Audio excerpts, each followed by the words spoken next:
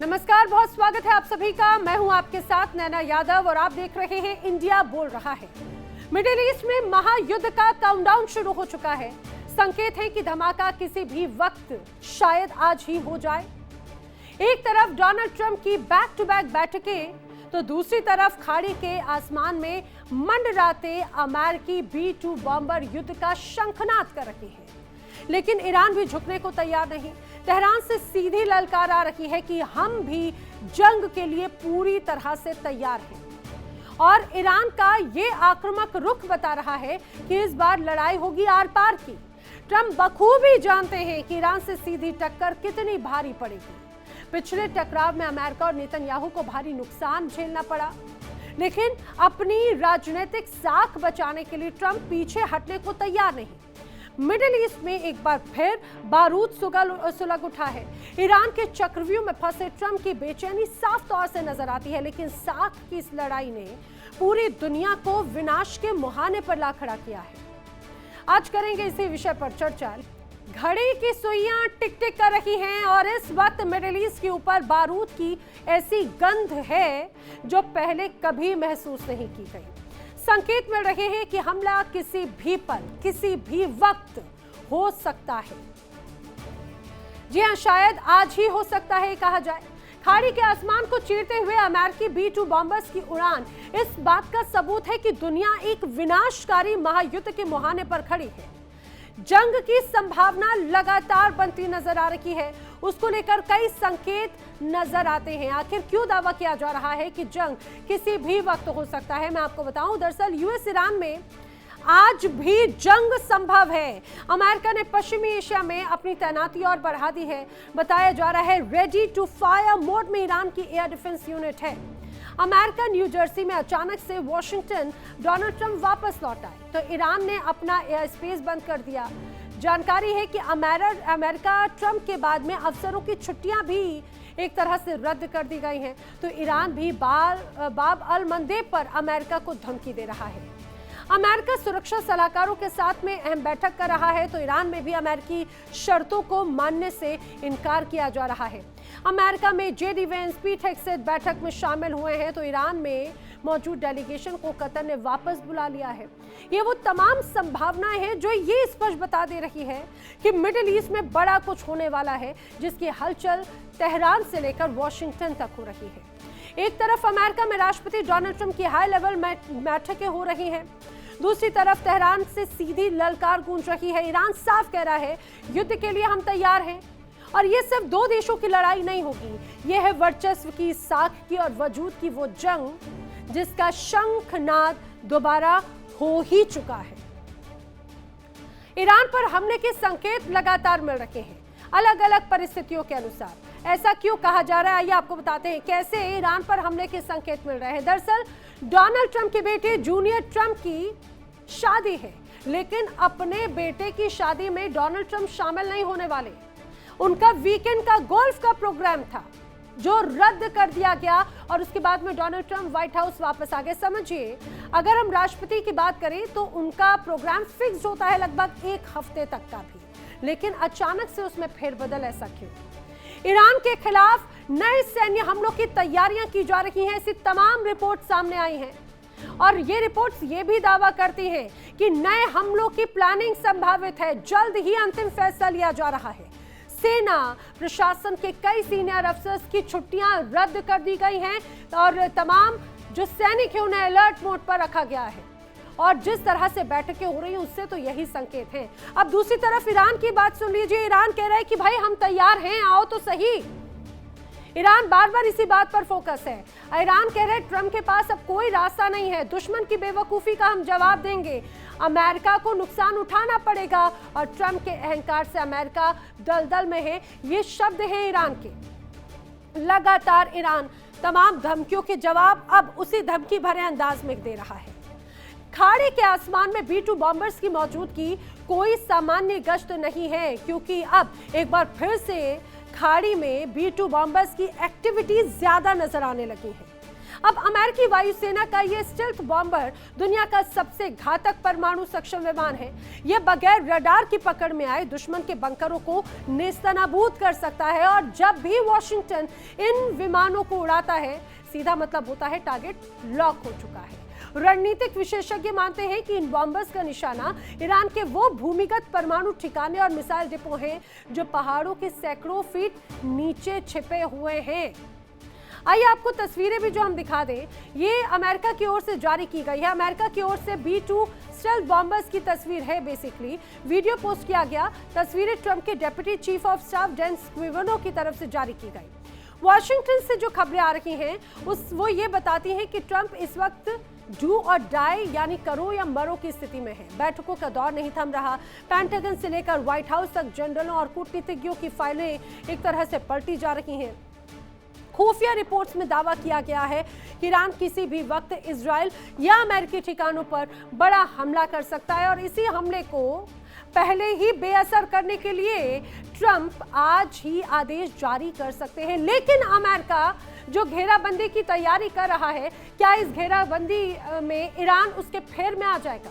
इस घेराबंदी के सामने ईरान के तेवर दरअसल ढीले नहीं पड़े हैं। तेहरान की सड़कों से लेकर सैन्य मुख्यालयों तक सिर्फ एक ही आवाज गूंज रही है, जंग का स्वागत है। और यही वजह है कि ट्रंप अंदर खाने ईरान पर हमले के नतीजों से कहीं ना कहीं डरे हुए हैं।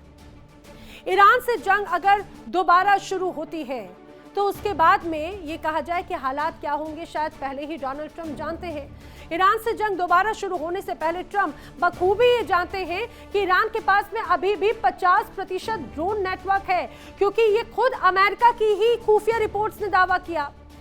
ट्रंप बखूबी जानते हैं कि ईरान के पास क्रूज मिसाइल का बड़ा हिस्सा अभी भी मौजूद है। इतना ही नहीं, अभी भी लगभग 2/3 मिसाइल लॉन्चर्स ईरान के सुरक्षित हैं। स्ट्रेट ऑफ हॉर्मुज की अगर बात की जाए तो स्ट्रेट ऑफ हॉर्मुज में भी 10 से 12 खतरनाक अंडर वाटर माइंस मौजूद हैं। इन सारी परिस्थितियों से वाकिफ हैं डोनाल्ड ट्रंप और उनकी टीम, क्योंकि अमेरिका की ही कई रिपोर्ट्स ये बार बार दावा करती हैं कि जो सीज फायर हुआ उसमें ईरान ने अपनी ताकत को और मजबूत किया, बिखरी हुई ताकत को और बटोर लिया। तो फिर सवाल ये उठता है कि जब अंजाम इतना भयानक हो सकता है जिसका इल्म डोनाल्ड ट्रंप को है, तो डोनाल्ड ट्रंप इस युद्ध की आग में आखिर क्यों कूदना चाहते हैं? इसका जवाब किसी सैन्य रणनीति में नहीं है, दरअसल कूटनीति और राजनीति के गलियारों में छिपा है। दरअसल ये जो जंग है ट्रंप के लिए अब है साख की लड़ाई। अपने देश के भीतर राजनीतिक दबाव, वैश्विक मंच पर अमेरिका के घटते दबदबे और अपनी स्ट्रॉन्ग मैन वाली छवि को बचाने के लिए ट्रंप को एक बड़ी जीत की दरकार है। उन्हें यह लगता है कि ईरान को वो घुटनों पर लाएंगे और वो इतिहास में अपना नाम अमर कर सकते हैं।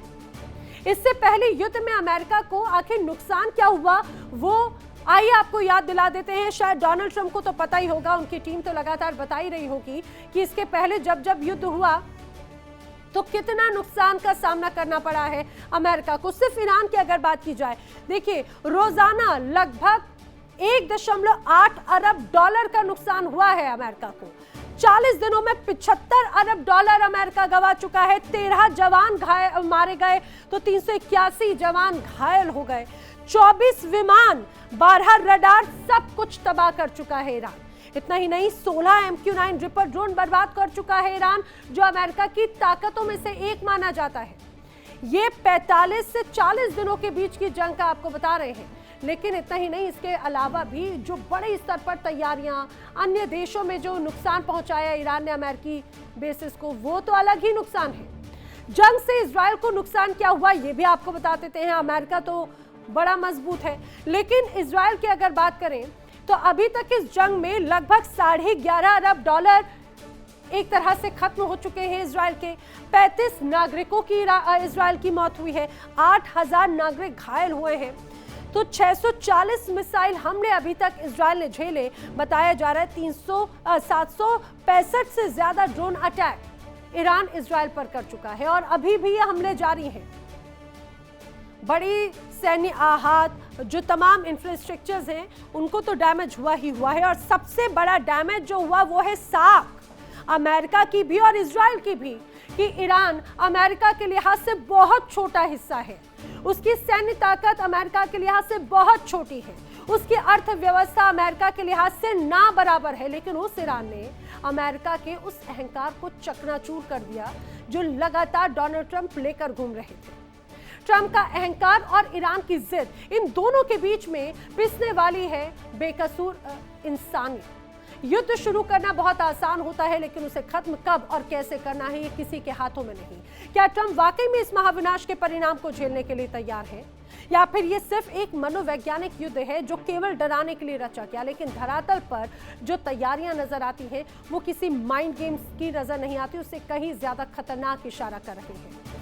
आखिर क्या संकेत हैं, जानने की कोशिश करेंगे। मेरे साथ खास मेहमानों का पैनल कनेक्ट हो रहा है, उनसे आपको जल्दी से मिलवा देती हूँ। रक्षा विशेषज्ञ retired lieutenant colonel J S. Sodhi ji मेरे साथ कनेक्ट हो रहे हैं। पूर्व राजनयिक डॉक्टर मोहम्मद अमीन जी मेरे साथ में कनेक्ट हो रहे हैं। विदेश मामलों के जानकार संजीव श्रीवास्तव जी मेरे साथ कनेक्ट हो रहे हैं। विदेश मामलों के जानकार डॉक्टर अजिताभ सिंह जी भी मेरे साथ कनेक्ट हो रहे हैं। राजनीतिक विशेषज्ञ के तौर पर, भू राजनीतिक विशेषज्ञ के तौर पर अमेरिका से रवि करकरा जी भी मेरे साथ में मौजूद हैं। आप सभी का इस चर्चा में बहुत स्वागत है। लेकिन रवि जी, मैं चर्चा की शुरुआत आपसे जल्दी से करना चाह रही हूँ, जल्दी शॉर्ट रिएक्शंस के साथ में, क्योंकि आप अमेरिका में मौजूद हैं और जानकारी ये सामने आ रही है कि वहां पर बड़ी हलचल है। जो टॉप लीडरशिप है, छुट्टियां कैंसिल हैं, अधिकारियों की छुट्टियां कैंसिल हैं। आखिर ऐसी क्या खिचड़ी पक रही है, ऐसा क्या हो गया अमेरिका में कि डोनाल्ड ट्रंप भी अपने वीकेंड प्लान्स को कैंसिल करके व्हाइट हाउस वापस भाग आए? देखिए, जो जो बताया जाता है मीडिया में वो असली में नहीं होता है। बेसिकली ट्रम्प का जो खुलासा, जो अभी इन्वेस्टिगेशन जो चल रही है उसकी ट्रम्प की फैमिली की चल रही है, जहाँ पे ज्यादा मार्केट शॉर्ट जो किया गया है, तो बहुत ज्यादा पैनिक है इस टाइम अभी व्हाइट हाउस के अंदर, उनके खुद के परिवार को लेके, उनको लेके। तो वो शॉक एंड ऑ की जो उनकी पूरी स्ट्रैटेजी है वो अब एक्सपोज होने वाली है। तो वैसे भी ईद आ रही है, देखिए ईद के टाइम कोई कोई भी कुछ कर ले, कोई किसी को कुछ करने नहीं देगा, क्योंकि बहुत इंपॉर्टेंट टाइम है अभी। तो मुझे नहीं लगता कि ये जो ट्रम्प जो बार बार जो खेले जा रहा है, बिटकॉइन की प्राइसेस गिर रही हैं, तो मेरा जो बड़ा क्लियर जो पोजीशन है वो यही है कि ट्रम्प जो है वो एक पैनिक मोड में है। व्हाइट हाउस के जो लोग हैं वो सब पैनिक मोड में है, क्योंकि अब विद इन रिपब्लिकन पार्टी लोग इन्वेस्टिगेशन के लिए डिमांड कर रहे हैं। जी। तो ये अब जो है थोड़े टाइम ही खींचा जाएगा। तो that's a very quick reaction. यानी कि ये कहा जाए कि अभी जिस तरह की परिस्थितियां हैं वो बड़ी पैनिक करने वाली है। लेकिन सोढी जी, जल्दी से आपका एक रिएक्शन, जब जब डोनाल्ड ट्रंप पैनिक में होते हैं उनके साथी, उनके जानकार और इतिहास गवाह रहा है कि डोनाल्ड ट्रंप कोई बड़ा एक्शन, कोई बड़ा आदेश दे देते हैं। अब जो B-2 बॉम्बर्स की मूवमेंट है, ईरान की जो बड़ी तैयारियां हैं, जो आनन फानन में जो बड़ी मीटिंगें की जा रही हैं, वो ये संकेत दे रहे हैं कि भाई 24 घंटे बड़े क्रिटिकल है। मैं तो बोली 24 भी मैंने ज्यादा बोल दिए, हो सकता है कि अगले 10 से 12 घंटों में कुछ हो जाए, ऐसी संभावना नजर आ रही है क्या सर? जय हिंद नैना जी। ये मेरा सौभाग्य कि मैं आपके न्यूज चैनल पे और विख्यात को पैलेस के साथ हूं। आपने बिल्कुल सही कहा कि जब जब ट्रंप दिक्कत में होते हैं तो कोई ना कोई ऐसी बड़ी कार्रवाई करते हैं। 14 जनवरी साल से जब ईस्टर्न फाइल के खुलासे होने शुरू हुए अमेरिका में, और हर दूसरे तीसरे पन्ने पे ट्रंप की काली करतूतें थी, तो ट्रंप ने 28 फरवरी को ईरान पे हमला बोल दिया, जबकि अमेरिका के जितने बड़े अधिकारी थे, रक्षा सचिव पीट हेग्सेथ को छोड़ के बाकी जितने थे, उपराष्ट्रपति, chief of joint staff general Dan Caine, सब ने कहा था ये हमला अमेरिका के लिए घातक होगा। लेकिन ट्रंप ने अपनी कुर्सी बचाने के लिए ईस्टर्न फाइल के चक्कर में ये हमला कर तो दिया, और जो खामियाजा अमेरिका को भुगतना पड़ रहा है वो अब दुनिया के सामने तो है ही है, और अब रिपब्लिकन पार्टी के अंदर भी बड़ी दरारें आनी शुरू हो गई हैं। तो नैना जी, मेरे को नहीं लगता कि ट्रंप अब दोबारा रिस्क करेंगे ईरान पे हमला करने के लिए, क्योंकि ईरान ने इस 2 फ्रंट वॉर की तैयारी 18 अप्रैल 1988 से की थी, जब अमेरिका ने ईरान पे ऑपरेशन प्रेइंग मैंटिस चलाया था। तो मेरे को नहीं लगता कि ट्रंप दोबारा ये भूल करेंगे ईरान पे हमला करने की, क्योंकि ईरान पूरी तरह से ये जंग के लिए अभी भी तैयार है। ईरान भी जंग के लिए तैयार है और लगातार हम देख रहे हैं कि ईरान की जंग के साथ साथ किस तरह से बड़े स्तर पर तैयारियां की जा रही है। मोहम्मद अमी जी, लेकिन ईरान तो जंग के लिए तैयार है। मैं पहले अगर डोनाल्ड ट्रंप की इस बेचैनी को समझूं, जो तमाम इंटेलिजेंस की बात सामने आई थी, अभी हाल ही में खबर आई कि इवांका ट्रंप जो है उन पर भी एक तरह से टारगेट साधने की कोशिश की जा रही थी और ऐसे तमाम हिट लिस्ट तैयार की गई ईरान की तरफ से, वो भी हमने बखूबी देखा। क्या यही एक तरह से सही राइट टाइम मान रहे हैं डोनाल्ड ट्रंप, और या अब उनके लिए डू और डाई वाली सिचुएशन है कि अब तो और कोई रास्ता ही नहीं है? देखिए, ईरान ने जो चेतावनी दी है, किसी भी बेवकूफी का वो जवाब आराम से देगा। इस बीच आप देखेंगे कि जो सऊदी अरब है, जो उनके हमायती हैं, और यूएई और कतर, इन्होंने युद्ध की जगह कहा है कि डिप्लोमेटिक अप्रोच की जानी चाहिए, कूटनीतिक अपील की है कि उस तरह तैयारी करना चाहिए। फ्रांस और हॉर्मुज़ स्ट्रेट में अंतर्राष्ट्रीय जो मिशन है वो तैनात करने का प्रस्ताव रखा है। अंतर्राष्ट्रीय स्तर पर तनाव बढ़ा हुआ है। देखिए, इस बात के लिए देखिए आप, वहाँ पर जो नाटो के स्टेट हैं, उन्होंने भी इस बात को कहा, यूरोपियन यूनियन ने भी इस बात को कहा है। लेकिन आप इस बात को देखिए कि ट्रंप का जहाँ तक सवाल है, आज उन्होंने अपने बेटे की शादी में नहीं जा रहे हैं, उन्होंने गोल्फ की छुट्टियाँ कैंसिल कर दी हैं, अपने सारे अधिकारियों को बुला लिया है। इसका ये मतलब ये है कि कोई बड़ा मिशन करने जा रहे हैं, लेकिन क्या करेंगे, कब करेंगे, कैसे करेंगे, ये अभी फाइनल नहीं है। क्योंकि कई बार वो कह चुके हैं कि हम उसको ईरान को खत्म कर देंगे, आज तक तो खत्म हुआ नहीं। आज आप देखिए कितने जमाने, क्या B-2B बम्बर जो आसमान में उड़ा रहे हैं, क्या 45 दिन पहले भी उन्होंने वहां पर चलाए थे, और उससे क्या हासिल हुआ? जितनी उनका खर्चा है, जो आपने अभी बताया कितने बिलियन डॉलर खर्च हो चुका है, तो उसके लिए उनको पार्लियामेंट में जवाब देना है। ऐसा नहीं है, पार्लियामेंट में जो अभी बता रहे थे हमारे सोडी साहब कि रिपब्लिकन में भी रोष आया हुआ है, यानी उन्हीं की पार्टी के जो मेंबर पार्लियामेंट हैं उनके अगेंस्ट हैं। अभी क्या कहा जाएगा? और पार्लियामेंट ने पास भी कर दिया है कि अगर कोई भी ईरान पर हमला किया जाएगा तो पहले पार्लियामेंट को बताया जाएगा। अब पार्लियामेंट पर उन्होंने बताया नहीं बताया, ये देखने वाला है। अपनी कैबिनेट को भी क्या पास करके देना चाह रहे हैं। ईरान जो है उनसे डरने वाला बिल्कुल नहीं है। ईरान ने अपनी तैयारी कर रखी है। उसके पीछे जो बैक पर है, आप देखिएगा, वो बैक पर रशिया, चाइना और कोरिया है। इसलिए ट्रम्प घबराए हुए हैं। अभी गए भी थे चाइना भाग के, लेकिन क्या हुआ, उनकी 2 दिन की जो विजिट थी 48 आवर्स की, वो 58 आवर्स की कुछ भी नहीं हुआ, कोई रिजल्ट नहीं हुआ। वो सिर्फ अपने जो सीओज ले गए थे, उनमें उन्होंने क्या किया, सिर्फ अपने 200 विमान यानी अपनी एयरबस बेच के आ गए, लेकिन उससे ज्यादा कुछ नहीं हुआ है। अब आप समझिए कि इंटरनेशनली ये पीछे जा चुके हैं और अपनी जो साख है उसको मेंटेन करने के लिए कोशिश कर रहे हैं कि हम उसको कब्जा करेंगे। लेकिन जितने भी इनके आप देखिए, चाहे वो अब्राहम लिंकन रहे हों, चाहे बड़े से बड़े शिप रहे हों, तो वारशिप आए थे चले गए।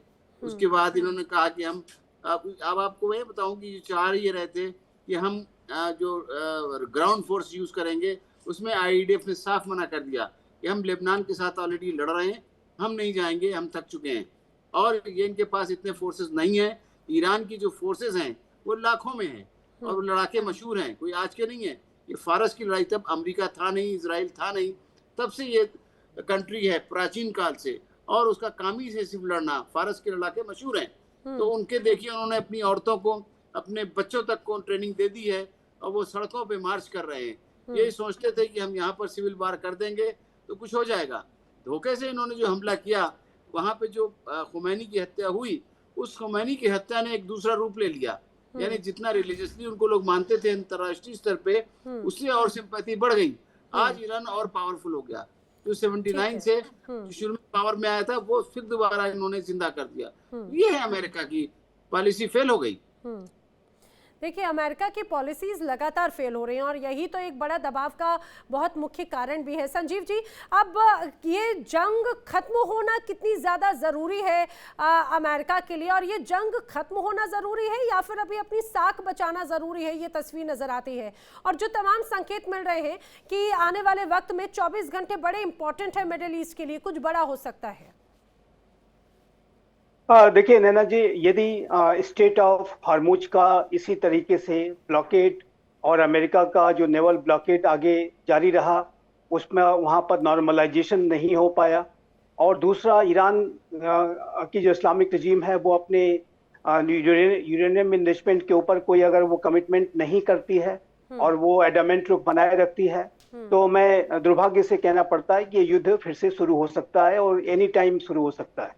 और जाहिर है कि जब डिप्लोमेसी फेल होती है तो फिर हिंसा शुरू होती है और जाहिर है कि वो हिंसा लगभग 40 दिनों तक की चली थी और उसके पहले भी डिप्लोमेसी की कोशिश की जा रही थी, लेकिन वो फेल हुई। उसके बाद वायलेंस शुरू हुई, युद्ध शुरू हुआ और एक बार फिर से डिप्लोमेसी फेल होती हुई नजर आ रही है। तो ऐसे में जो ये युद्ध है वो फिर से शुरू हो सकता है और जाहिर है कि यूएस और ईरान के बीच में इस समय एक अविश्वास की एक बहुत ही गहरी खाई है और 28 फरवरी और उसके बाद की जो घटनाएं हुई हैं उसके बाद तो जो ट्रस्ट डेफिसिट था उसको विश्वास का संकट नहीं कहेंगे, उसको अविश्वास की गहरी खाई कहना ठीक होगा।